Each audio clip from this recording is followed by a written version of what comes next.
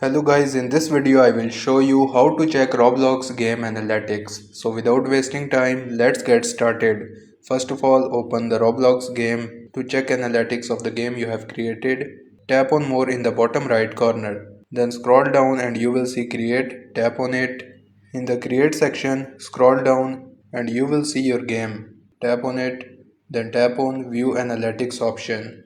On the next page, you will be able to see analytics. So scroll down, first select the date range, then you can see daily active users, new users. In my case, no data for selected period because I have just created the game to show you the tutorial. So let's move forward. Secondly, you can check analytics from hamburger menu on the top left corner. Here under your game, you will see analytics. So expand this option and here you can see retention, engagement, acquisition, audience. To check each one, you have to simply tap on it.